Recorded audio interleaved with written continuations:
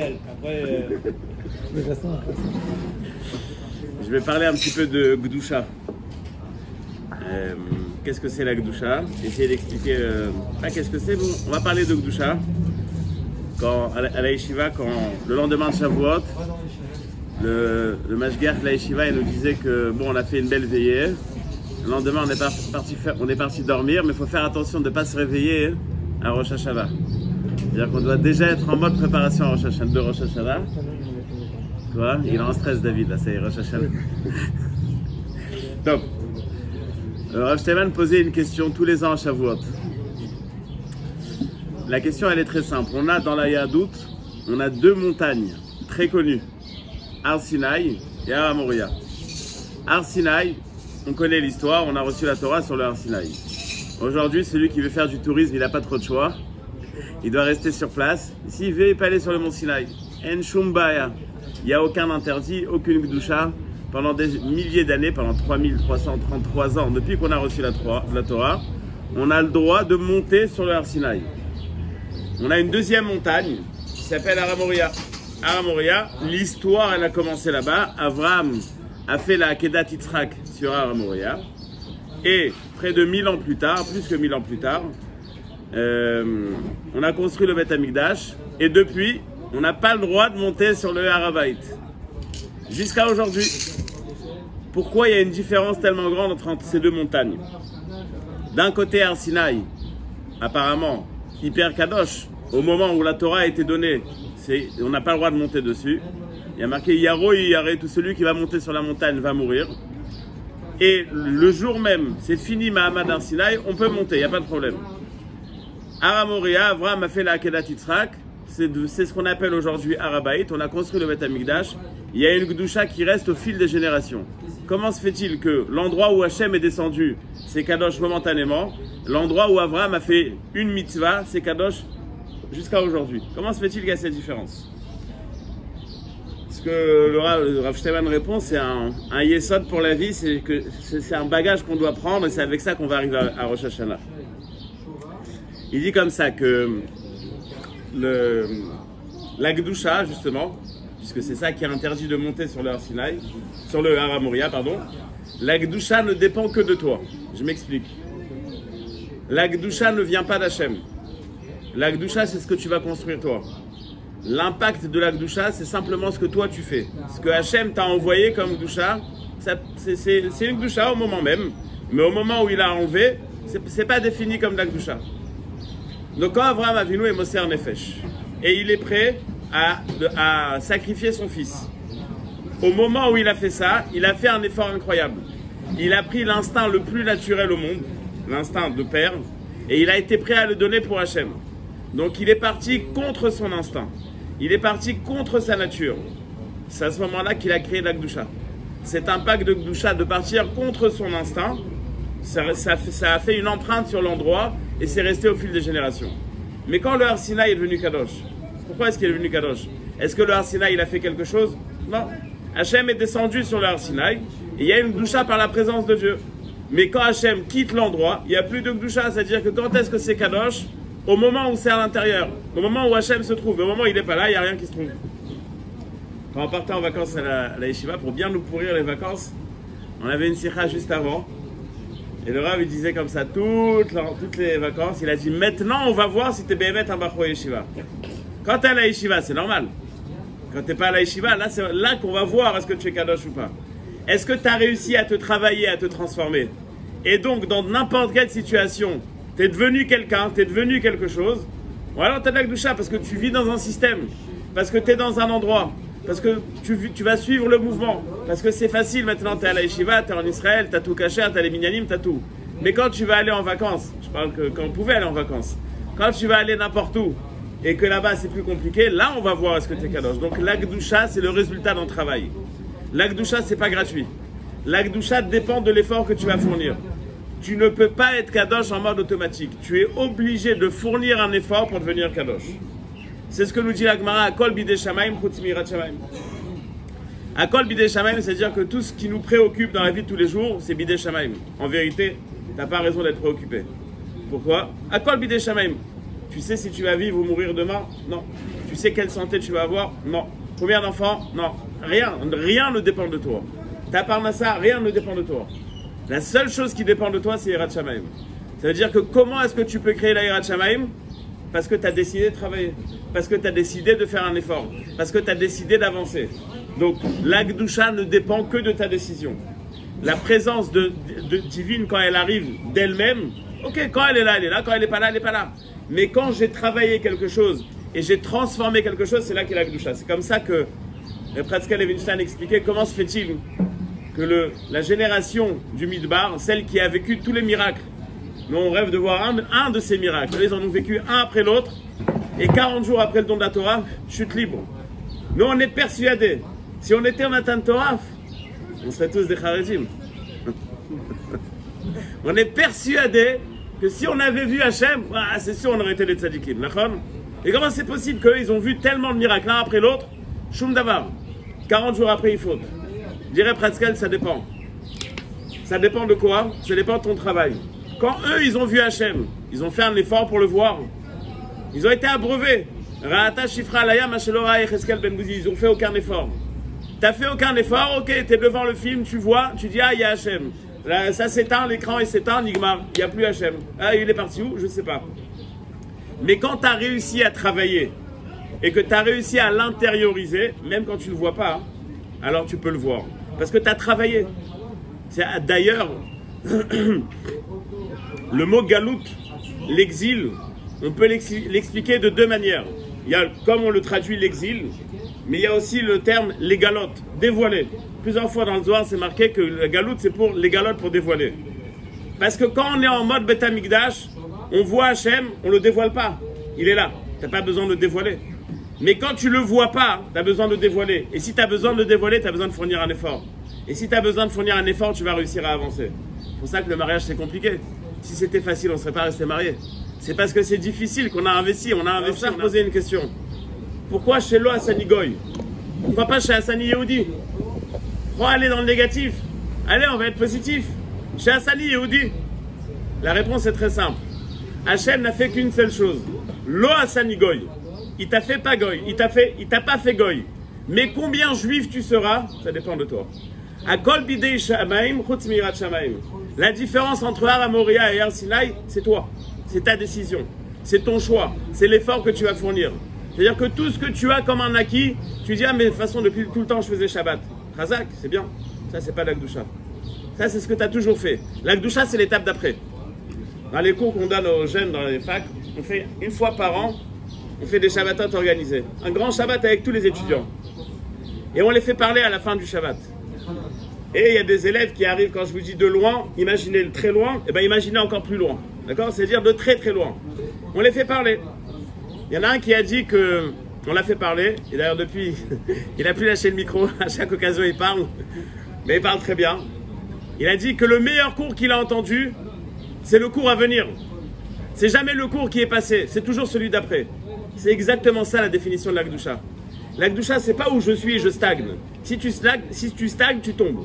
L'Akdoucha, c'est l'étape d'après. La différence entre Har Moria et Har Sinai, c'est l'effort qui a été fourni par l'homme. Est-ce qu'il y a eu un effort qui a été fourni ou est-ce que c'est arrivé tout seul? Si c'est arrivé tout seul, ça n'a aucune valeur. Comment c'est marqué dans la Mishnah? C'est marqué Adam le Hamal Yulad. Pardon? Pas vraiment arrivé tout seul, c'est la conclusion de tout un ta'alir. Abraham est... Tout le ta'alir, il est arrivé d'en haut, il n'est pas arrivé d'en bas. Tout le ta'alir du peuple juif, il est arrivé d'en haut et pas d'en bas. Et c'est pour ça que 40 jours après, on s'est cassé la figure. Il, c'est toi. On a été méritant. Le peuple juif a été méritant. Ok, mais nous, on n'était pas. Ceux qui étaient là-bas. Si tu étais, bien sûr que tu étais. Comment tu ne te rappelles pas? J'y étais. Mais en tout cas, si on a reçu à cette époque-là, à ce Zman-là, et que là, on ne voit plus rien et qu'on est une génération, elle est KO. C'est le Nafan. Toi, tu vas voir, toi, tu es à la génération du Mashiach. Parce que eux, nous, on n'a pas été, ils n'ont pas reçu. C'est le Nafan de regarder que eux, ils ont plus de scouts que nous. C'est quoi, eux, ils ont plus de scouts que nous? Ils ont vu des missions que nous, on n'a pas vu, par exemple. Qui a dit que c'est un scout de voir un net? Ce que je suis en train de te dire, peut-être que le net, c'est le problème. Peut-être que de voir des miracles, c'est ça qui va te causer des problèmes. Peut-être que ta émouna sans miracle, elle est plus importante que... C'est un peu parce que ça me responsabilise plus. Du fait que j'ai vu, je me rapproche du soleil, je suis obligé de faire beau. J'ai compris ça. Mais non, au contraire, ça, tu vois bien que ça ne les a pas responsabilisés. Tu vois bien qu'ils se sont cassés la figure. Voilà. Rien que pour marquer le coup sur ta question, la différence entre le premier Beth Amikdash et le deuxième, 70 ans. La différence entre le deuxième et celui à venir, on ne sait pas, mais déjà 1970 et quelques. Entre le premier et le deuxième Beth Amikdash, 70 ans, quand ils reviennent en Israël, on a besoin de vérifier avec qui ils sont mariés. La plupart sont mariés avec des goyotes. C'est-à-dire encore 30, 40, 50 ans, il n'y a plus de peuple juif. Nous, ça fait 2000 ans. Et bon, bah, au Hachem, quoi, il y a un peuple, quoi. Ok, mais moi, je regarde le côté. On est là, non? Il y a 50% de simulation. Je ne sais pas d'où t'avances ces chiffres, mais en tous les cas, il y a un peuple juif. C'est-à-dire, si je fais le calcul qu'en 70 ans, ils étaient déjà pour la plupart mariés avec des goyotes, en 2000 ans, il n'y aurait rien dû avoir. Ça, on est là. Il y a de l'assimilation, c'est triste, mais on est là. Erzéach Choliot, la réponse elle est très simple. La différence entre le premier et le deuxième Beth Amikdash, ça nous a préparé à vivre la galoute qu'on est en train de vivre aujourd'hui. Le premier Beth Amikdash, on voyait Hachem. Il y avait des miracles qu'il y avait au premier Beth Amikdash qui étaient permanents. Tout celui qui venait, il voyait. Le second Beth Amikdash, on est descendu de niveau. Le second Beth Amikdash a préparé sa destruction, entre guillemets. Ça veut dire qu'il nous a préparé à sa destruction puisqu'on était déjà prêt à voir Hachem, même quand il n'était pas visible, quand il n'était pas vadaï devant nous, puisqu'on était habitué à le voir même quand il n'était pas présent, on a réussi à survivre dans la galoute. Je ne suis pas mochel.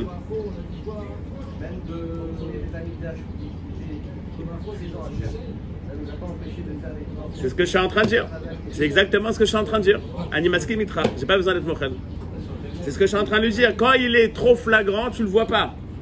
Non. J'ai posé une question simple. Imagine, t'es marié avec top modèle de Chanel, qui vient d'être aux Herbit, tu vois. Elle est aussi intelligente que Bill Gates, aussi gentille que Mère Teresa, et qu'est-ce qui manque encore? Et aussi riche, hein? Et tu dis à ta mère, qu'est-ce que je l'aime ma femme? Si tu l'aimes pas, t'es un ahmar. Mais si tu es marié avec une femme qui est moche, bête, qui sent mauvais, et en plus elle est méchante, et tu l'aimes quand même, là il y a quelque chose. Allemagne Omer, quand c'est flagrant, quand t'as pas fourni d'efforts, Todaraba. Tu dis, ouais, le mec il est millionnaire, et son père il était milliardaire, c'est un ahmar. Le mec il est millionnaire, mais son père c'était un clochard, là il a fait quelque chose. Donc tout dépend de l'effort que tu vas fournir. Ce que tu reçois en automatique, ce qui a un acquis, ça sert à rien. C'est bien, c'est le point de départ. Et ça, c'est pas ta Gdusha. Ta Gdusha, c'est l'effort que tu vas fournir. La Gdusha, c'est le Mahamat que tu vas faire. Dans les halachot de Tfila, on a une halakha qu'on ne peut pas rajouter. Il faut être 10 hommes. Et un katan, un petit, ne peut pas faire partie des 10. Maintenant, pourquoi est-ce qu'il faut 10 hommes? Il y a marqué Venikdashti Betor Hadad Bnei Israël. Il faut qu'il y ait une Eda. Une Eda, c'est 10. Et il faut qu'il y ait de la Gdusha. Rabbi Moutam dit, les Ktanim, c'est très bien, ils sont Kadosh. Hein, Katan, c'est Kadosh. Il dit même Katan chez Baharissa. Tu prends un bébé dans une poussette, il peut compléter le minyan. Il y a des chitotes comme ça, la halakha. La halakha, c'est pas comme ça. Et la question, elle est flagrante. C'est vrai, le Katan, il est Kadosh. Il est plus Kadosh que nous. Il n'a jamais eu besoin d'aller au mikvé. La réponse, il n'a rien fait pour être Kadosh. Toi, tu as fait quelque chose pour être Kadosh. Toi, tu dois fournir un effort. On a tous un potentiel. Lui, il n'a pas eu besoin de l'utiliser. Il est Kadosh, c'est pas de sa faute. C'est pas de sa faute. Il n'a rien fait pour. Donc la Gdusha, c'est ce que tu vas faire. Donc le Yesod entre les deux montagnes, c'est un Yesod dans la vie. Akol bidei shamayim chutz mirachem. Tout dépend de la décision. La décision de faire, c'est ça qui te fait Kadosh. Avec ça, on peut comprendre encore un détail, bien que c'est déjà passé, mais c'est important de le comprendre. Halacha le Maaseh, Matan Torah, ça a eu lieu le 7 Sivan.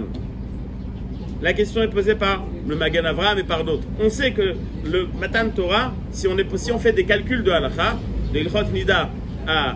Bon, je ne vais pas rentrer dans les détails. De Ilchot Nida, on voit que Matan Torah, ça a été fait le 7 Sivan. Alors pourquoi est-ce qu'on le fait le 6 Sivan? Plus que ça. Hein? J'entends pas. Ah. L'Akbala, c'était 3 jours avant, mais ok, mais on fait pas l'Akbala. La Prisha, tu m'y mais l'Akbala, c'est l'Akbala de la montagne. L'homme est chané. Il y a plusieurs réponses. Je vais donner rien qu'une facette, une compréhension. Il y a une question que tout le monde se pose. Hachem, quand il fait la proposition de présenter la Torah, il présente aux Arabes, aux Européens, il présente à tout le monde. Non, on veut pas, on va chez les Juifs, ok, on veut, super. À quoi ça rime? Tu sais très bien que tu vas leur donner la Torah. Tu sais très bien, tu as dit à Abraham Avinu qui va être en Égypte, après je vais leur donner, après ils vont venir en Israël. Tu sais très bien. C'est quoi? C'est une technique de vente? Pourquoi est-ce qu'il fait ça? Réponse, la Torah, moi je vais te la donner. Mais est-ce que toi tu as envie? Est-ce que toi tu as décidé? Est-ce que toi tu as fait un pas en avant? Si tu as fait un pas en avant, Hachem dit, est-ce que vous voulez la Torah? On dit oui, Naaseh v'nishma. Vous Naaseh v'nishma, vous avez fait le pas en avant. Ok, vous allez recevoir la Torah. On ne fait pas le don de la Torah. On fait le fait d'être capable de recevoir la Torah. Le fait d'avoir envie. On a dit Naaseh v'nishma, le Sissivan, ok. Alors maintenant, c'est ça qu'on va fêter toutes les générations. Ça veut dire qu'on a compris que la Torah, c'est pas un automatisme. C'est pas bon, on est religieux, on est traditionnaliste. Voilà, on fait. Non, on fait pas. C'est pas ça faire. Faire, c'est faire plus. Faire tout court, ça sert à rien. C'est faire plus. Et toujours vouloir plus. Non, mais ça veut dire que quelqu'un qui est toute sa vie, il te dit, si, voilà. Faut avancer. Voilà. Donc le Yesod, il est simple. Si on parle de Gdusha et si on parle de montrer à Hachem qu'on est capable de se rapprocher de lui, c'est lui dire qu'on veut avancer. Et tout dépend de ta décision. Rem Shulevitz se pose une sheila, et avec ça je termine. Il y a une stira, hein. J'ai le temps? Ouais, mais j'ai pas préparé. Après Rem Shulevitz se pose une stira. Bon, si j'ai le temps, alors je vais préparer. Et il demande comme ça, il dit Akol bidei shamayim chutz mirat shamayim. Donc ça veut dire que qui est-ce qui bat mon Yetzer Hara? Moi-même. Akol bidei shamayim chutz mirat shamayim. D'un autre côté, il y a marqué dans la Gemara dans Kiddushin que tous les jours, le Yetzer Hara, il veut tuer l'homme. Ve'il malé Hachem ozro. Si Hachem ne l'aide pas, alors le Yetzer Hara va faire tomber l'homme. Alors j'ai pas compris. Qui est-ce qui combat le Yetzer Hara? C'est moi ou Hachem? Il y a marqué, d'un côté il y a marqué Akol bidei shamayim chutz mirat shamayim, donc Mayirat Shamayim, ma crainte de Dieu, c'est moi. D'un autre côté il y a marqué que si Hachem ne t'aide pas, tu peux rien faire. Alors c'est lui ou c'est moi? Réponse, c'est ma décision. Mais passer à l'acte, c'est lui. Ça veut dire qu'en fin de compte, le niveau de Gdusha à atteindre, il ne dépend que d'une décision. Que d'une décision. Si tu as décidé, une vraie décision. Pas comme quelqu'un qui m'a dit une fois, c'est facile d'arrêter de fumer, j'ai arrêté 30 fois. T'as jamais décidé. T'as jamais vraiment décidé. Si tu décides, là tu vas réussir. Donc, si je traduis le mot Gdusha en français, décision. Il y a une vraie décision. Une décision en détente. Une vraie décision. Une vraie décision, ça veut dire, ça implique un calcul. Qu'est-ce que je fais déjà? Qu'est-ce que je ne fais pas encore? Qu'est-ce que je suis capable de faire pour arriver là? Comme on fait un business plan. Je vise ça. Quels sont mes moyens? Quelles sont les étapes pour arriver là-bas? Et je suis en train de le construire. C'est auto d'avoir. La décision, c'est pas, ouais, bon, c'est sûr, demain je fais de la Fayomi. C'est bon, quoi. Ça fait 50 ans que je fais la même. Tu fais le même DAF, ça fait 50 ans, sur les DAF Fayomi. C'est l'or l'air kacha. C'est taloui ba'achlata. Taloui ba'achlata, c'est-à-dire que plus la décision elle est forte, plus elle va te transformer. Et tout dépend des décisions. Des fois, on est dans des carrefours. La décision, elle est ou à gauche ou à droite, et c'est une décision pour la vie. C'est-à-dire que plus la décision, elle est bien décidée, elle est bien réfléchie, plus elle aura un impact. On vous raconte sur le Admor de Tzanz. Il avait le Admor de Tzanz de Divrei Chaim, c'est pas celui de maintenant, je parle d'il y a 200 ans, c'est un Gaon Olam. Et il a des tchouvot incroyables. Divrei Chaim, ça s'appelle. Il avait une fois une sheila sur la Gemara. Il avait une kushia et il n'arrivait pas à trouver de réponse. Et quand on parle de ce niveau-là,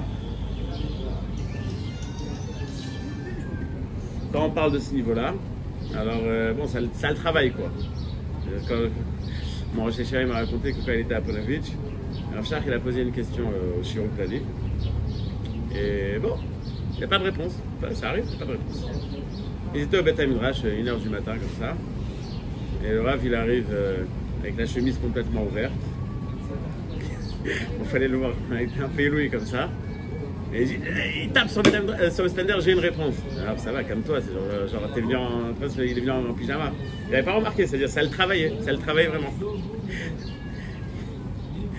Il y a une histoire très connue aussi sur lui, c'est une fois il marchait dans la rue, il marchait comme ça.